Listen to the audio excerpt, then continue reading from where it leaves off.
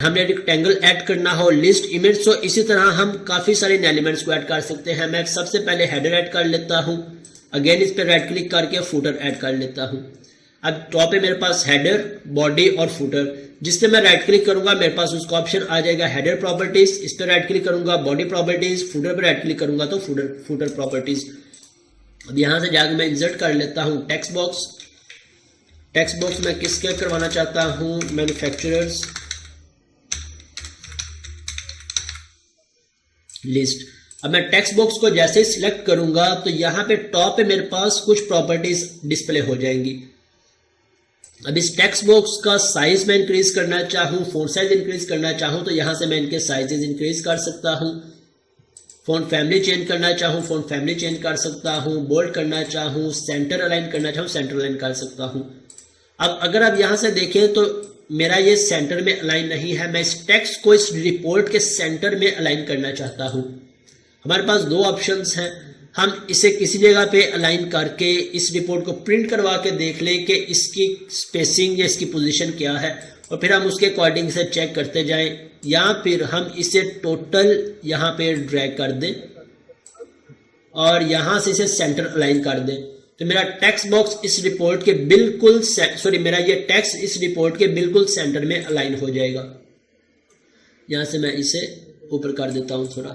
इसी तरह मैं लास्ट पे जाकर भी टेक्स्ट बॉक्स ऐड कर लेता हूं। हमारे पास थैंक्स फॉर विजिटिंग अस, या कोई भी टेक्स्ट बॉक्स हम ऐड करना चाहें, कोई मैसेज ऐड करना चाहें तो हम यहाँ पे ऐड करवा सकते हैं। और अब इसे मैंने सेंटर में किस तरह से लेके आऊँगा, मैं यहाँ से सेंटर अलाइन कर दूंगा और बोल्ड कर देता हूँ। सो ये मैंने हेडर ऐड कर दिया, फुटर ऐड कर दिया, कंट्रोल एस कर देता हूँ।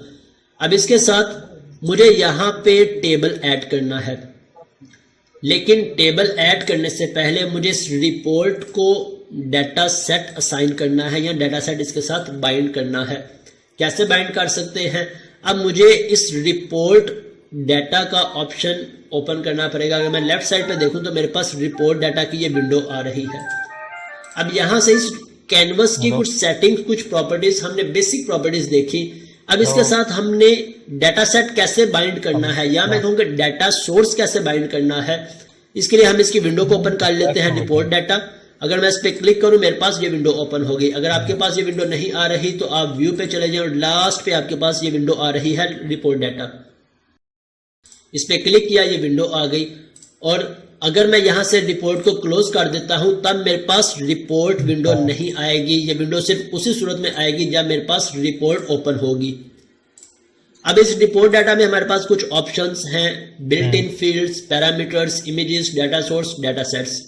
ओके, अब यहां से पैरामीटर्स, जितने भी हमारे डायनामिक पैरामीटर्स होते हैं, हम इन सभी डायनामिक पैरामीटर्स को पैरामीटर्स में ऐड करवा देते हैं। इस पर भी हम बाद में आते हैं, कुछ देर में आएंगे। सबसे पहले हमने इसके साथ डाटा सेट ऐड करना है। मैं डाटा सेट पे राइट क्लिक कर लूं या डाटा सोर्स पे राइट क्लिक कर लूं। मैं करता हूं डाटा सेट पे ऐड डाटा सेट, और यहां से आके हम डाटा सेट को असाइन करवा सकते हैं। क्या मैं इसका नेम रखूंगा, जो नेम हमने यहां से रखा होगा मैं प्रेफर करता हूं वही नेम को यूज किया करें। डीएस, हमारे यहां पे डाटा सेट का क्या नेम था, डीएस मैन्युफैक्चरर्स, डीएस मैन्युफैक्चरर्स। अब यहाँ पे डाटा सोर्स, जैसे मैं इसे एक्सपेंड करूंगा हमारे इस प्रोजेक्ट में जोन सा भी डाटा सोर्स होगा बाय डिफॉल्ट यहाँ पे ऐड हो जाएगा, डिस्प्ले हो जाएगा मेरे पास। अब अगर मेरे पास एक डाटा सोर्स है तो एक डाटा सोर्स डिस्प्ले हो गया, अगर मल्टीपल्स होंगे तो मेरे पास मल्टीपल डिस्प्ले हो जाएंगे। सो मुझे उनमें से जोन सा चूज करना है मैं उसे चूज कर लूंगा। अब इस डाटा सोर्स में, इस डाटा सेट में जितने भी टेबल्स होंगे वो सभी टेबल्स मेरे पास यहाँ पे डिस्प्ले हो जाएंगे। हमने अभी इसमें सिर्फ एक टेबल ऐड किया है मैन्युफैक्चरर्स का, इसलिए मेरे पास यहाँ पे सिर्फ मैन्युफैक्चरर्स डिस्प्ले हो रहा है। इन फ्यूचर अगर हम मल्टीपल टेबल्स ऐड करेंगे तो हमारे पास वो सभी यहाँ पे डिस्प्ले हो रहे होंगे। मैन्युफैक्चरर्स, डाटा सोर्स, और यहाँ से टेबल्स आ गए, और इस टेबल में जितने भी कॉलम्स होंगे वो सभी कॉलम्स डिस्प्ले हो गए। मैंने ओके पे क्लिक कर दिया तो मेरे पास ये मेरा एक डाटा सेट ऐड हो गया। अगर मैंने इसके साथ मल्टीपल डाटा सेट्स ऐड करने हो, मैं एक और डाटा सेट भी ऐड कर सकता हूँ। 3 डाटा सेट ऐड करने हो, 4 डाटा सेट्स ऐड करने हो, तो मैं यहाँ से ऐड करवा सकता हूँ। इट मीन्स अगर मुझे अपनी रिपोर्ट पे मल्टीपल टेबल्स में से डाटा डिस्प्ले करवाना हो तो हमारे लिए उन टेबल्स को ऐड करना कितना आसान हो गया। हम उसे यहाँ से डाटा सेट में ऐड करते जाएं हर टेबल को, और जब अपनी रिपोर्ट को असाइन करवाएंगे तो हमारे पास सारे टेबल्स डिस्प्ले हो जाएंगे। हम हर टेबल में से 1 बाय 1 करके जो सारी कॉल डिस्प्ले करवाना चाहें करवा सकते हैं। अब इस डाटा सेट को मैं यहाँ पे टेबल डिस्प्ले करवाना चाहता हूँ। मैंने इस पर राइट क्लिक किया, इंसर्ट और टेबल, मेरे पास टेबल डिस्प्ले हो गया। ये टेबल का बेसिक स्ट्रक्चर डिस्प्ले हो गया। इसमें मुझे अब इसकी कुछ प्रॉपर्टीज को समझना है। मैं हेडर ऐड करना चाहूँ, हेडर कैसे ऐड करूँ, डाटा ऐड करना चाहूँ तो डाटा कैसे ऐड कर सकता हूँ। अगर मैं किसी सेल पे क्लिक करता हूँ तब मेरे पास कुछ डिफरेंट ऑप्शंस आ रहे हैं। मेरे पास रो और कॉलम को सिलेक्ट करने के ऑप्शंस आ रहे हैं, लेकिन अगर मैं इस पूरे को सिलेक्ट करूंगा तब मेरे पास ड्रैग एंड ड्रॉप का ऑप्शन आ रहा है, राइट। अगर मैं इसका साइज इंक्रीज करना चाहूँ, रिड्यूस करना चाहूँ तो मेरे पास कैसे ऑप्शन आएगा। मैं इस पूरे को सिलेक्ट करूंगा और इसकी पोजीशन चेंज कर सकता हूँ। अब इसमें मैंने कॉलम्स ऐड करने हैं, जो भी कॉलम्स मेरे पास यहाँ पे ऐड हुए हैं। हमारे पास 2 ऑप्शंस हैं। मैं यहाँ पे मैनुअली ऐड करता जाऊँ, हेडर पे क्लिक करके मैन्युफैक्चरर आईडी, नेक्स्ट मेरे पास कौन सा कॉलम होगा, नेम, नेक्स्ट मेरे पास कौन सा कॉलम होगा, एड्रेस। एक हमारे पास ये ऑप्शन हम मैनुअली ऐड करें। सेकंड ऑप्शन मैं यहाँ से टेबल ऐड कर लेता हूँ। अब मेरे पास नीचे डाटा का ऑप्शन आ रहा है और डाटा के जैसे ही मैं सेल पे माउस ओवर करूंगा मेरे पास ये आइकॉन आ जाएगा।